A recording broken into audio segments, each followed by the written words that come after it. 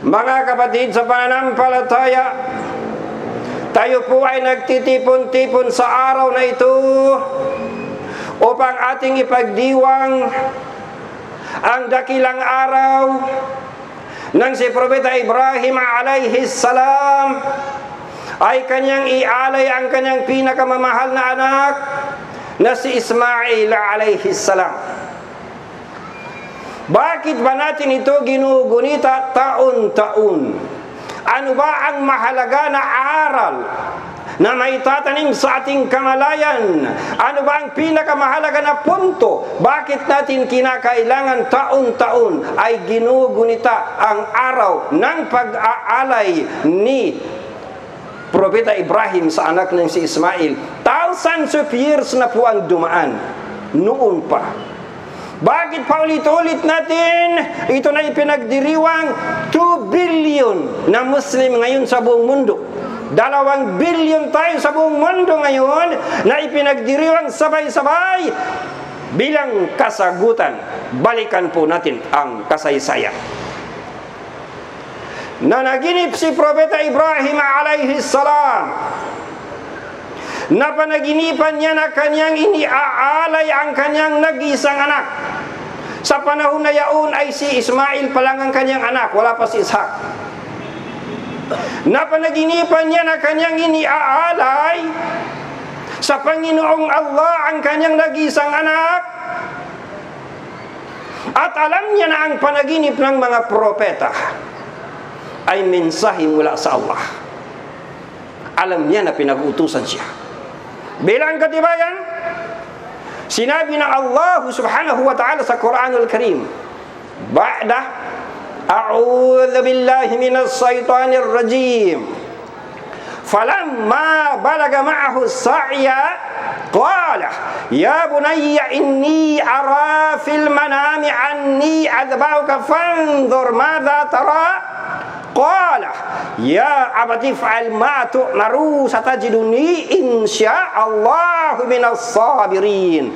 Ito po mga kapatid sa pananampalataya ang katibayan na pinag-uutusan ng Allah subhanahu wa ta'ala si Propeta Ibrahim alayhi salam.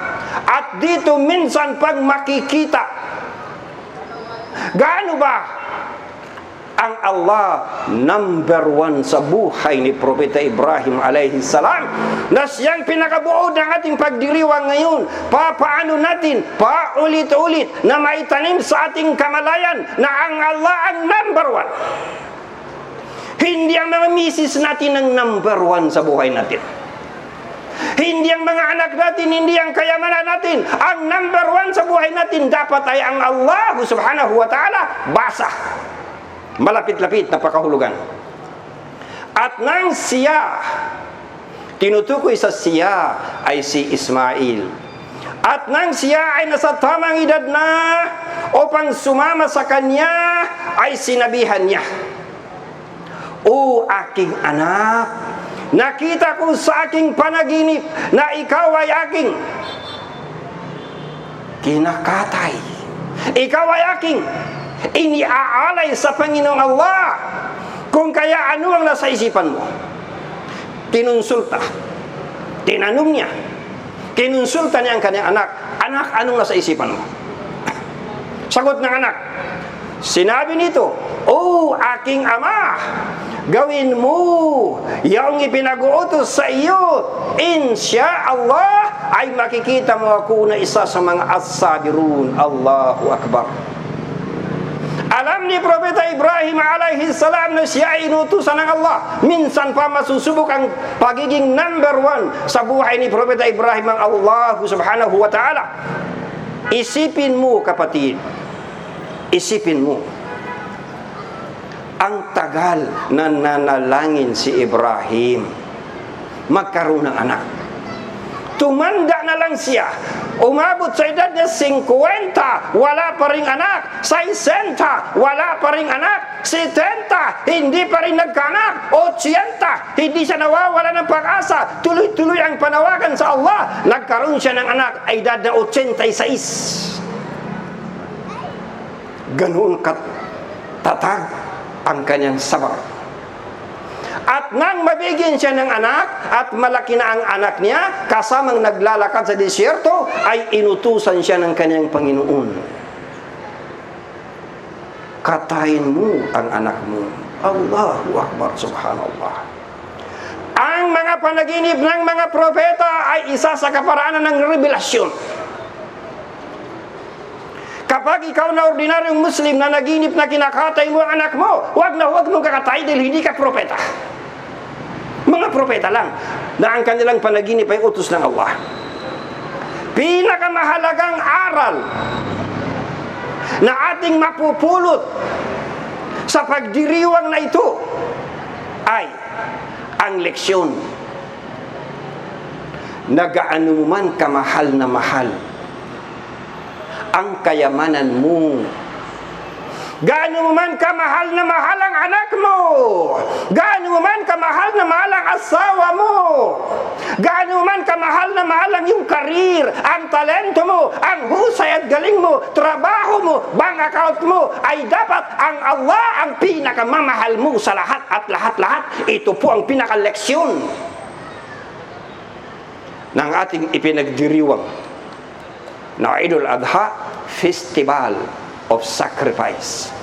Mga kapatid sa pananampalataya, kapag ang Allah ang ginawa mo na number 1 sa buhay mo, hindi ang misis mo ang number 1 sa buhay mo, hindi ang mister mo ang number 1 sa buhay mo, kapag ginawa mo na ang Allah ang number 1 sa buhay mo, ano ang mangyayari? Malalasap mo ang tamis ng iman.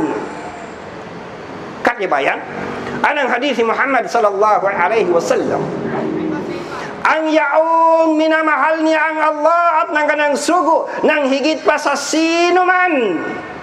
Minamahal mo ang Allah at ng kanang sugo nang higit pa sa kayamanan mo, nang higit pa sa misis mo. Napakarami sa atin ngayon na mas mahal natin ang ating mga asawa kaysa sa pagmamahal natin sa ating Panginoon. Siya na nagbigay sa iyo ng pumipintig na puso, siya na nagbigay sa iyo ng utak, siya na nagbigay sa ng dugo na dumadaloy sa iyo mga ugat, siya na nagbigay sa ng kaluluwa, siya na nagbigay sa ng hininga, siya na nagbigay sa ng buhay. Siya ang ginagawa nating last priority sa buhay. Allahu Akbar. Baligtad. Kaya nagdurusa ang kamusliman. Mga kapatid sa pananampalataya, ang tunay na mananampalataya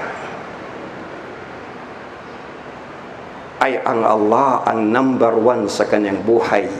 Walladhina amanu ashaddu hubban lillah. Ngunit ang mga yaunan na nananampalataya, minamahal nila ng lubusan ng Allah ng higit-higit sa anuman, higit sa sino man. Sapagkat di nga po ba mga kapatid, ito ang masakit at ito ang katotohanan. Masakit na katotohanan. Mas minamahal natin ang makamundo kaysa sa siya na nagbigay sa atin na anumang mayroon tayo rito sa mundo. Mas minamahal natin ang paghahanap ng kaligayahan na ang nahahanap pala natin ay laro at aliw. Hindi kaligayahan ang nahahanap kundi laro at aliw. At nababagay sa kanila itong verse ng Quran, وَمَا الْحَيَاةُ الدُّنْيَا إِلَّا لَعِبُ وَلَهْوٌ. At ang buhay sa mundong ito ay walang iba kundi laro at aliw. Allahu Akbar. Masyado nang abala ang Muslim at nakakalimutan natin na tayo pala ay magbabalik sa ating pinagmulan. Dahilan po sa pagiging abalang-abala natin sa paghahabol natin ng akala natin ay kaligayahan, ngunit ang nahahanap pala natin ay laro at aliw. Nakakalimutan natin, nawawala sa ating programa sa buhay na tayo po ay ibabalik din sa ating pinagmulan. Inna lillahi wa inna ilaihi raji'un. Katotohanan, tayo ay nanggaling sa Allah. At katotohanan, tayo ay ibabalik sa Kanya. Allahu Akbar. Nang dahilan sa pagkakalimot na ito, pagkalangu ang sambayanan, dahilan sa pagkakalimot na ito sa kabilang buhay, inuubos natin, winawaldas natin ang ating panahon, inuubos natin ang ating kayamanan, ang ating oras, ang ating serbisyo, ang ating husay at galing, ang ating karir sa paghahanap ng kaligayahan na ang nahahanap mo pala ay laro at aliw. Allahu Akbar. Ito po ang isa sa mga kadahilanan bakit natin ito ginugunita. Ang alam lang natin, magsuot ng magagara na damit, pumunta sa masjid o kaya pumunta sa prayer area, kakatay ng kambing, magkakainan, magkakasayahan, iyon lang ang alam mo. Hindi mo alam may mas malalim na kahulugan ang pagdiriwang na ito na paulit-ulit ipinaparating sa atin. Itinuturo po sa atin ng pagdiriwang na ito. Paano mo gagawin ang Allah na number 1 sa buhay mo? Ito po ang pinakabuod. Dahilan sa ang tunay na kaligayahan sa mundong ito, kailanman mga kapatid, kailanman hindi natin makakamit ang tunay na kaligayahan sa mga laro at aliw. Makakamit natin ang tunay na kaligayahan sa mundong ito at kaligtasan sa kabilang buhay sa pamamagitan ng pagsunod, pagpapasako sa kalooban ng Allah, sapagkat ito ang pinakabuod na kahulugan ng Islam: surrender, submission, obedience, pagsunod, pagtalima, pagpapasakop sa kalooban ng Allah subhanahu wa ta'ala. Nang ibig sabihin, anumang mayroon ka, brother, sister,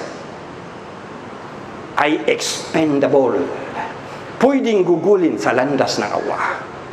Anumang mayroon ka ay kaya mong gugulin sa landas ng Allah, nababagay sa iyang salita ng Allah subhanahu wa ta'ala. Qul inna salati wa nusuki wa mahyaya wa mamati lillahi rabbil alamin. Sabihin mo, naka-address ito kay Propeta Muhammad sallallahu alaihi wasallam sa partikular, ngunit naka-address din sa lahat ng Muslim. Sabihin mo, katotohanan, ang aking mga salat, ang aking mga pag-aalay, ang aking buhay, at ang aking kamatayan ay para sa Allah na siyang Panginoon ng lahat ng nilalang. Ibig sabihin, mga kapatid, sa pananampalataya, paulit-ulit itinatanim sa ating kamalayan ng pagdiriwang na ito ang lillah, pamumuhay na ikhlas, pamumuhay ng para sa Allah.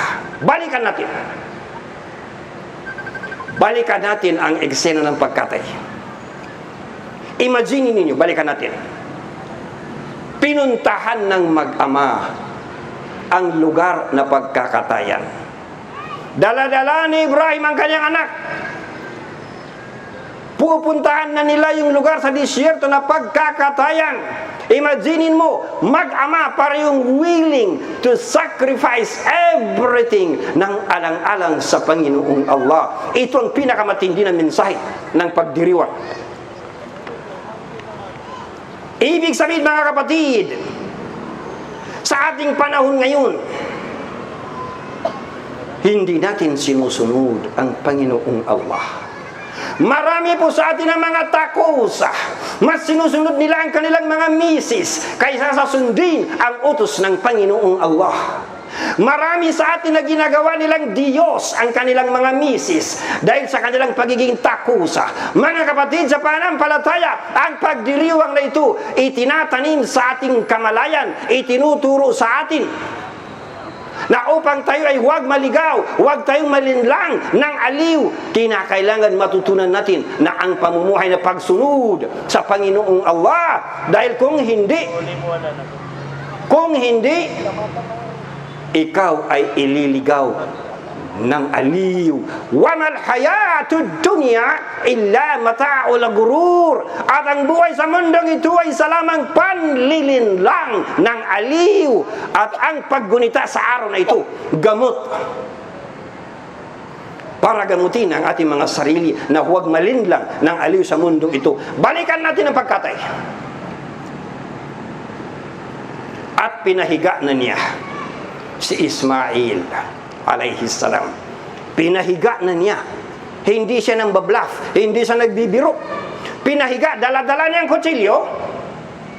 Pinahiga na niya ang kanyang anak sa disyerto. Sisimulan na ang taimtim na pag-aalay. Allahu Akbar. Falamma aslama wa tallahu lil jabin. At nang pareho nilang maisuko. Ito ang pinaka-keyword. Pagsuko. Isusuko mo ang kalooban mo sa iyong Panginoon. Gaano man kagustong-gusto ang isang bagay na haram, hihintuan mo. Yan ang ibig sabihin ng pagsuko. Gaano man kaayaw na ayaw gawin, kapag ipinag-utos ng Allah, gagawin mo. Yan ang ibig sabihin ng pagsuko, surrender. At ito ang pinakakahulugan ng Islam, pagsuko. Basa uli. At nang pareho nilang maisuko sa kalooban ng Allah ang kanilang mga sarili, at pinahiga na nito. Isipin mo, mag-ama. Allahu Akbar. Hindi na kinakailangan na talian si Ismail. Alam niya, kakatayin siya. Alam niya na patatagasin ang kanyang dugo. Ngunit hindi siya kinakailangan na talian. Hindi siya tumutol. Kusang loob. Siya ay ibinigay niya ang kanyang sarili. Ito ang talagang kailangan. Allahu Akbar. Maintindihan ng bawat isa na pinakamatindi na pagsubok. Pagsubok sa isang ama at pagsubok sa isang anak. Talagang matindi na pagsubok. Inna hadha lahwal bala'ul mubin. Katotohanan, yan ay talagang isang malinaw na pagsubok. Mag-ama. Ito ang kailangan natin na leksyon.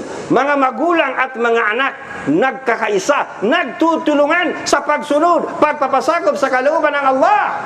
Dahil ang karamihan sa atin, hindi magkaisa ang mga pamilya. Pwedeng masunurin ng ama, masuwayin ng anak. Pwedeng masuwayin ng anak, masunurin ang magulang. Pwedeng ang masuwayin yung asawa, masunurin ang mister. Pwedeng ang masunurin mister, masuwayin ng misis. Kailangan natin ang pagkakaisa ng pamilya sa pagsunod at pagpapasakop sa kalooban ng Allah. At si Ismail sumasalamin sa isang dakilang utos ng Allah. Wa qada rabbuka alla ta'budu illa iyyahu wa bil walidayni ihsana. At ang iyong Panginoon ay nag-uutos na wala kayong sasambahin maliban sa Kanya at maging masunurin kayo sa inyong mga magulang. Matapos bigkasin ng Allah ang pinakadakila sa lahat ng dakila na kautusan, tauhid. Matapos ang bigkasin na wala kayong sasambahin maliban sa Kanya, isunod niya. At maging masunurin kayo sa inyong mga anak. Ganyan kadakila ang pagsunod ng anak sa mga magulang. Ngunit sa panahon natin ngayon, napakarami ang mga anak. Hindi lang sumusuway sa magulang, kundi dinudurog pa nila ang puso ng kanilang mga magulang. Allahu Akbar. Balikan natin ang eksena. At hito na, kakatay na niya. Hito na, ilalapat na niya ang patalim sa lalamunan ni Ismail. Allahu Akbar. Patatagasin na niya ang dugo. Imaginin mo, hawak-hawak na yung punyal, hawak-hawak na yung kutsilyo. Ilalapat na niya sa lalamunan ng kanyang anak nang marinig ang salita ng Allah. Falamma aslama wa tallahu lil jabin wa nadaynahu ayya Ibrahim qad saddaqta ar-ru'ya inna kadzalika najzil muhsinin. Allahu Akbar. Nakita mo kung papaano kapag ikaw ay pumasa sa pagsubok ng Allah, makikita mo gaano kaligaya sa dulo. Ito, malapit-lapit na pagkahulugan. At nang pareho nilang maisuko sa kalooban ng Allah ang kanilang mga sarili at pinahiga niya ito, tinawagan namin siya. Tinawagan ng Allah si Ibrahim. O Ibrahim, naisa katuparan mo na ang panaginip, katotohanan sa ganyan namin ginagantimpalaan ang muhsinun. At sa halip At sa halip na makatay ni Ibrahim si Ismail, isang iglap, pinalitan ng Allah si Ismail ng tupa. At ang nakatay ni Ibrahim ay tupa. Katibayan, wafadaynahu bidhibhin azim.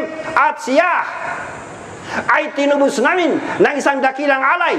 At sa ganitong paraan, mga kapatid sa pananampalataya, minsan pa na napatunayan ni Propeta Ibrahim na ang Allah ang number one. Hindi ang anak niya ang number one sa buhay niya, hindi asawa niya, hindi karir niya, hindi kayamanan niya. Ang Allah ang number one sa kanyang buhay. At ito ang leksyon. Papaano natin matututunan kaya mula sa araw na ito na isabuhay natin na ang Allah ang number one. At ito ang solusyon. Kung naghahanap tayo ng solusyon sa lahat ng pagdurusa ng kamusliman sa buong mundo, ito ang solusyon. Gawin mo ang Allah na number one sa buhay mo. Barakallahu li wa lakum fil Qur'anil azim. Wa nafa'ani wa iyyakum bil ayati wa dzikril hakim. Wa taqabbala minni wa minkum tilawatahu innahu huwas samiul alim.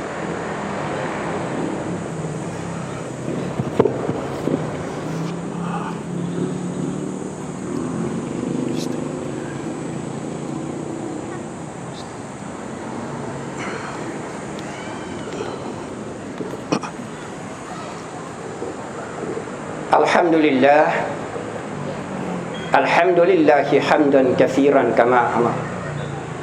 Asyhadu an la ilaha illallah wahdahu la syarika lah. Wa asyhadu anna Muhammadan abduhu wa rasuluh. Ibadallah, ittaqullaha haqqa tuqatih wa la tamutunna illa wa antum muslimun. Allahu akbar. Allahu akbar. Allahu akbar kabira. Allahu akbar. Allahu akbar. La ilaha illallah. Allahu akbar. Allahu akbar walillahil hamd. Mga kapatid sa pananampalataya, isyurkat natin 4 na punto na kailangan wag nating kalilimutan na matututunan natin sa pagdiriwang na ito. Unang punto, matutunan natin na palaguin sa ating mga kamalayan, sa ating puso, sa ating mga sarili ang pagkakaroon ng strong sense of sacrifice ng para sa Allah. Na kung kinakailangan ng panahon, handa mong ibigay bahagi ng oras mo, bahagi ng kayamanan mo, bahagi ng salapi mo, bahagi ng serbisyo mo, bahagi ng karir mo ng para sa Allah. Ibig sabihin, pamumuhay po na lillah, pamumuhay na ikhlas. Kailan kaya natin tutuhanan na matutunan ang pamumuhay na para sa Allah? Pangalawang punto, matutunan natin na palaguin natin sa ating mga sarili ang tutuhanan na pagsunod, pagpapasakop sa kalooban ng Allah. Dahil ang karamihan sa atin, 2 billion na mga Muslim, wala pang 5%. Ay sa statistics, wala pang 5% ang nagsasambayang 5 beses araw-araw. 2 billion. Tayo ang pinakamarami sa buong mundo. 2 billion na tayo. Talo natin ng Russia, talo natin ng China, talo natin ng India. Tayo ang pinakamarami. Talo natin ng Christianity. Tayo 2 billion. Ngunit 2 bilyones na wala pang 5% ang totoong namumuhay na sumusunod, nagpapasakop sa kalooban ng Allah. Ito ang araw, dumating na naman ang araw na ito para paalalahanan tayo na ang tunay na solusyon sa pagdurusa ng kamusliman, matutunan mo na isabuhay ang pagsunod, pagpapasakop sa kalooban ng Allah. Number 3, matutunan natin mga kapatid na huwag kang manghinayang, nagugulin bahagi ng oras mo, bahagi ng salapi mo, bahagi ng yaman mo, bahagi ng karir mo, bahagi ng serbisyo mo. Huwag kang manghinayang na ito ay iambag ng sa gayon makamit mo ang nagpapasakop sa kalooban ng Allah. Dapat huwag maging sagabal ang yaman mo, kapatid. Huwag maging sagabal ang oras mo. Huwag maging sagabal ang misis mo, anak mo, kayamanan mo sa paglilingkod mo sa Panginoong Allah. At pang-apat na ating matututunan sa pagdiriwang na ito, matutunan natin na gamitin anumang mayroon tayo, oras, salapi, karir, husay at galing, serbisyo, matutunan natin gamitin ang anumang mayroon tayo upang tayo po ay huwag mahulog sa impyernong apoy. Matutunan natin gamitin ang anumang mayroon tayo upang tayo po ay makapagpanahanan sa Jannah, paraiso.